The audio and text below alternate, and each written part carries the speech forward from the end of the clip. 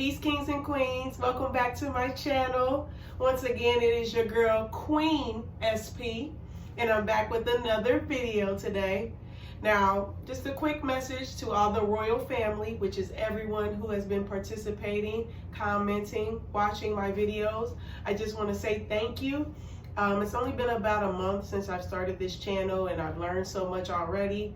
I hope you can see a growth in myself and in my videos, and that they continue to bring you knowledge and information that empowers you to do better, be better, etc. So thank you to all of you who have been rocking with me thus far. The journey is just beginning, and it's going to continue and get better and better. So thank you to you all. Much appreciation to the royal family, and trust that I definitely have more in store for you guys.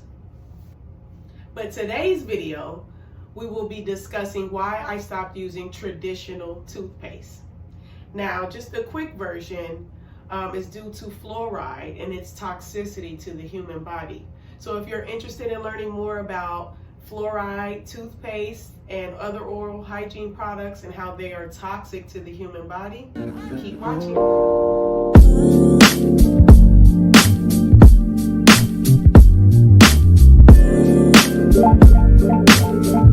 So, we've been told to use fluoride because it is said to strengthen your teeth and other bones within your body. So, that is truly the purpose of it. So, it has been placed inside of toothpaste, other oral hygiene products such as mouthwash, as well as our tap water. Now, statistically, the way that people tend to receive the toxicity or overdose, if you will, on fluoride is due to oral hygiene products. So that is why it's the focus of this video. So let's start with a few ways that fluoride is toxic to the body, or a few things that it does to the body, if you will. A big one is hypocalcemia, which is just an excess of calcium in your body. So in the research that I've done, fluoride actually has a strong attraction chemically to calcium. So with that, they both tend to pair together when in the same environment. Therefore, an excess of fluoride in your body can cause also an excess of calcium in your body. Now, this actually makes sense when just a moment ago I explained that the purpose that we've always been told about fluoride is to strengthen your bones and your teeth. So the calcium connection makes sense because that's actually where that strengthening of your bones and your teeth comes from, is from the calcium. So if you have too much fluoride in your body, you can inevitably have too much calcium in your body, which is not good for you either. The excess of calcium can lead to neurological and physiological damage to your body. Excess fluoride can also lead to cardiac issues such as cardiac arrest. Now that makes sense because it's basically depriving your body of oxygen, which is key to your cardiovascular system. It also can attack your metabolism, which is your ability to break down the things that enter your body. With the inability to break down the necessities and the nutrients of your body, that can lead to free radicals, which are damaged cells. Your cells are not getting everything they need because your body no longer has the ability to break down everything. So free radicals, damaged cells, will one day become cancer cells if they're left unattended. It has also been linked to renal disease, which is your kidneys, so kidney failure. With small children, it could lead to lower intelligence, lower IQ, hyperactivity. It can also lead to damage to their sexual organs, so that when they do become the age of sexual maturity, they may be infertile or have issues trying to conceive. It lowers your immune system because it attacks your white blood cells. Respiratory issues, GI issues, liver issues, blood issues, as we did discuss, low oxygen, excretory system issues, just to name a few. So these are all things we should all be concerned with. that it attacks so many different systems in our bodies. We should all be aware of this. One of the main things that sticks out to me on the journey that I've been on recently is the fact that it calcifies your pineal gland. What is your pineal gland? I'm glad you asked. So, the pineal gland gets its name first and foremost because it's shaped like a tiny pine cone within your brain. Historically, if you look at a lot of ancient civilizations, you will see representations and depictions of this pineal gland being a center and very important if you're looking at hieroglyphs in ancient Egypt or in Mesopotamia and things like that. So this was something that was revered and clearly deemed as important to our ancient forefathers. Physically, what the pineal gland does, it is a part of your endocrine system, which has to do with excreting and regulating hormones within your body. The two main hormones that your pineal gland is affiliated with is melatonin and serotonin. Now, melatonin has a lot to do with your circadian rhythm, meaning how your body knows when to get up, go to sleep, these sorts of things. Melatonin is excreted when your body recognizes that the sun is going down and that it's time to relax. Once melatonin is excreted in your bloodstream, you start to feel more relaxed, maybe even sleepy, and you naturally get ready for bed. On the other hand, serotonin is looked at as the feel-good hormone. This is a hormone that is excreted when it's time to get up, but also when you're doing joyous activities such as eating chocolate, laughing, horseback riding if you love to do that. Whatever you love to do, just know that serotonin is being secreted. Now, when it comes to melatonin, it is also very related to melanin within melanated beings. So any being that's considered melanated has brown skin. So melatonin is highly important to us because it has a lot to do with the pigment in our skin. So we need to continuously produce melatonin, not only just for sleeping, but to maintain the pigment in our skin. Now, the pineal gland is also sometimes referred to as the third eye, which I'm sure people have heard before. It is referred to as the third eye because it actually has many of the same components as your two regular eyes. So it also has a lens, it has a cornea, it has a retina. So this means that it's able to absorb and refract light to turn this into an interpretation and a perception. The ancient philosopher Rene Descartes, he referred to the pineal gland as the seat of the soul. So a lot of people refer to it as the third eye as more of a spiritual connection. So it being the seat of the soul means that it's kind of like the connection between our body and our spirit, if you will.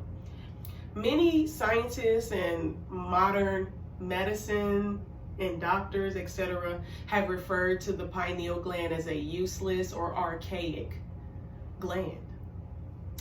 I disagree with this.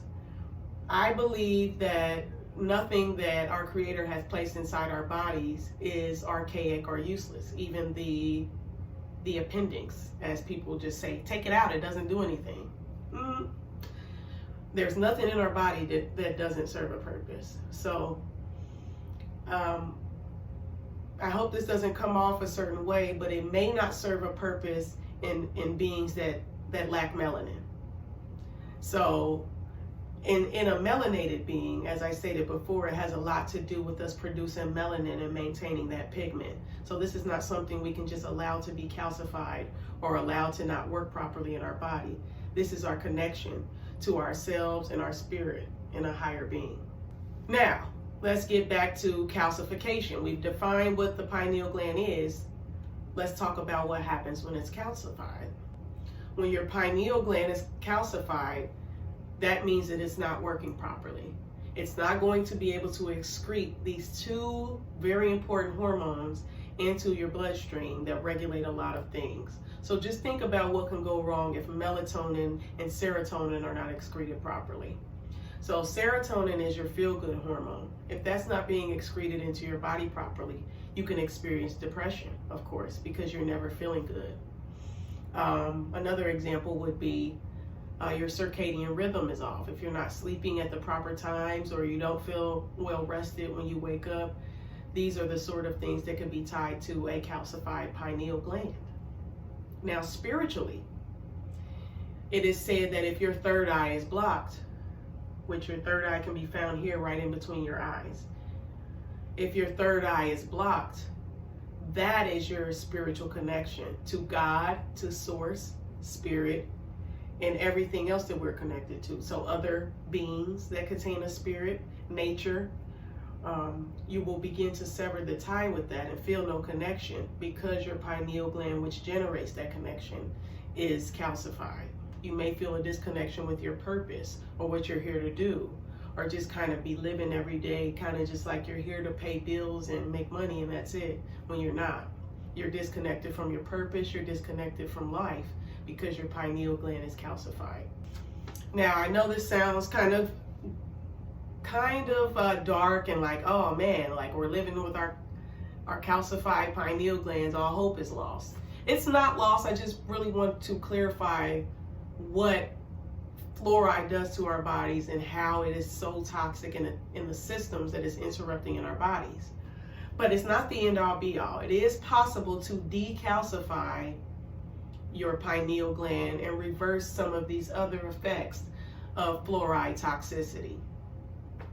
So here are some ways to decalcify your pineal gland and reverse fluoride toxicity in your body. Number one, I would definitely say stop using fluoride. So fluoride, like I said previously, fluoride is found in your oral hygiene products. This will include your toothpaste, your mouthwash. It's also found in our tap water. So these are things that you want to stop. If you drink tap water, do not drink it straight anymore. If you use oral hygiene products with fluoride, please stop using them.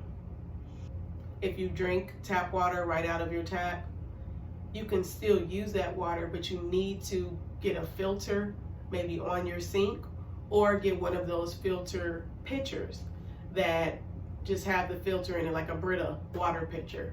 These are basic things that you can do to eliminate excess fluoride in your diet.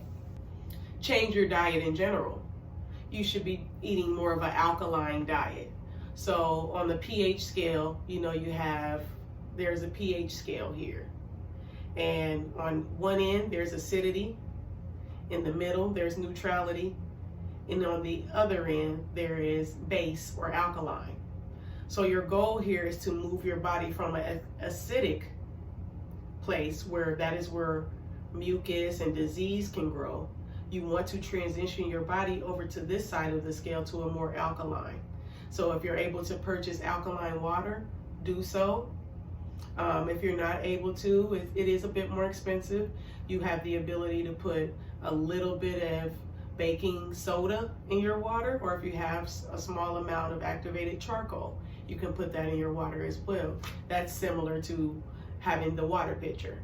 You just want to make sure you're not drinking fluoridated water straight up. Things that will help alkalize your diet would be actual things that really come from the earth. So these are green vegetables, these are fresh fruits, these are literally things that come from the earth, non-GMO. I know it's a little harder to find organic and maybe even seeded things these days, but as much as possible, try to eat these electric fruits and vegetables, these electric foods, because they contain the necessary energy and information to alkalize your diet, alkalinize your body, and make you no longer a breeding ground for this toxicity. Stop using nonstick cookware, like the Teflon and things like that.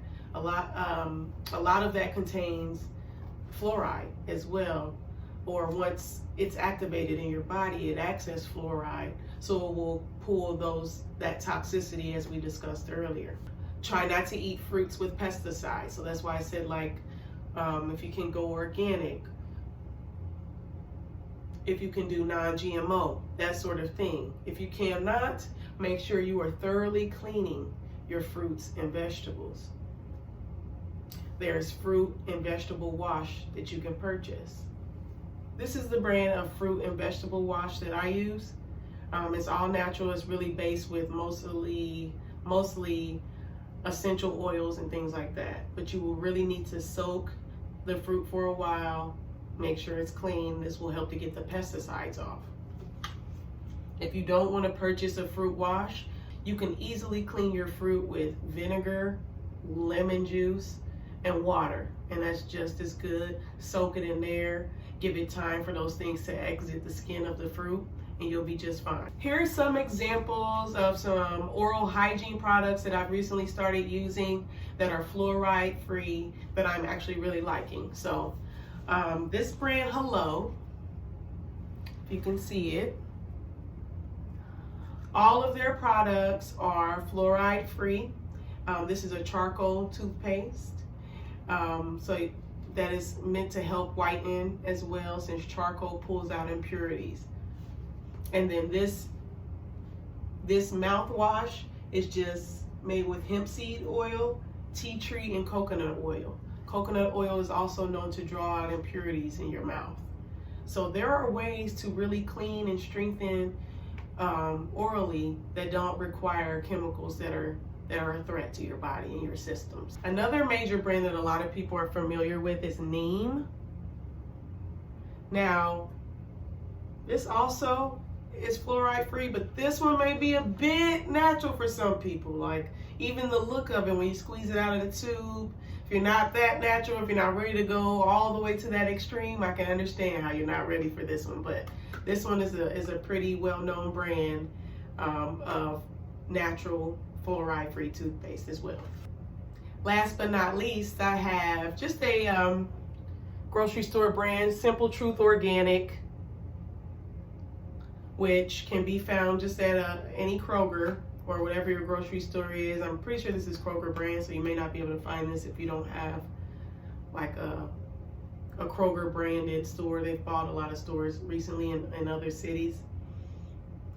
So this is also fluoride free and also sulfate free, which sulfates, the same reason why I stopped using sulfates in my hair. It's just like a detergent that's very harsh and that will strip your body of its natural and good oils as well as the bad. So it's cleaning, but it's cleaning too harshly. So you don't want sulfates either if you can steer clear of that too. Now, another brand that a lot of people are familiar with is Tom's of Maine. I'll put that here. But please be careful with Tom's, because as I was looking through theirs, they have some of their natural toothpaste that still have fluoride. So make sure you're reading the labels very closely. I know this was a lot of information today, but I hope it was helpful. Just know that fluoride is not good for us. So if you can, at least try to decrease it out of your system as much as possible by doing the things that were mentioned in this video. So please be aware that anything that you intake in your body is a part of your diet, even if you're not eating it per se. We're not swallowing toothpaste, but it's one of the most absorbent places in our body is our mouth. So be aware of these things. When things go into your body, even if you're not aware, they are still interrupting or doing things within your body that can be detrimental to you as a human. So it's very important to take more heed and consideration to those things. So I just wanted to share the message just so we know, especially melanated beings, how important it is, how important your pineal gland is to you, and how important it is to stop using fluoride products. So I hope this video was informational, and if you have any additional questions or concerns, definitely leave them in the comments. I will leave some additional information on some of the products I showed if they weren't like that viewable due to my ring light. Again, I'll be leaving the information in the description box. So I hope this video was very helpful. Until then, stay healthy and stay at peace. Love you guys. Mwah.